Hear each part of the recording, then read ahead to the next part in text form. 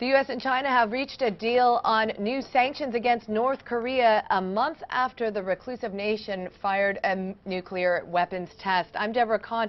Joining me now is Seoul Bureau Chief Alistair Gale.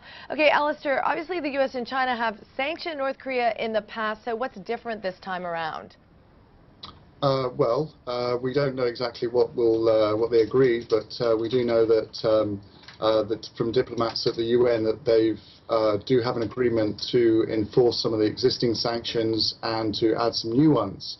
So what happens now is we have a discussion from Tuesday at the UN, and then perhaps a vote by the end of the week on these measures, and where at that point we'll see exactly what they're planning to do against North Korea.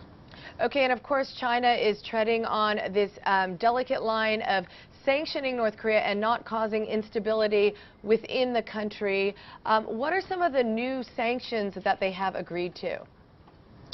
The most interesting thing seems to be that there was some discussion about a potential oil embargo against North Korea.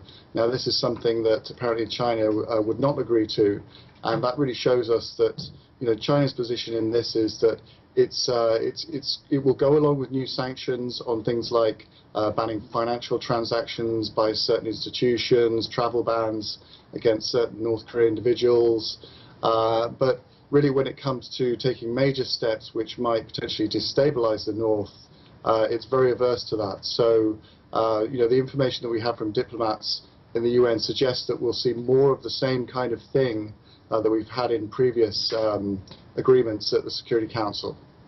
Okay, and of course, China is really the only significant ally that North Korea has, and often plays that diplomatic role between Western countries and other Asian nations and North Korea. So, at the end of the day, can North Korea really afford to lose China as its strong ally, and how are these sanctions likely to impact the relationship going forward? It certainly can't afford to lose China as its main ally. Of course, China is the main provider of energy and food to the North, so it's very important to North Korea that that doesn't end. But what you have to remember is that that's also in China's interest not to see a destabilization of the North.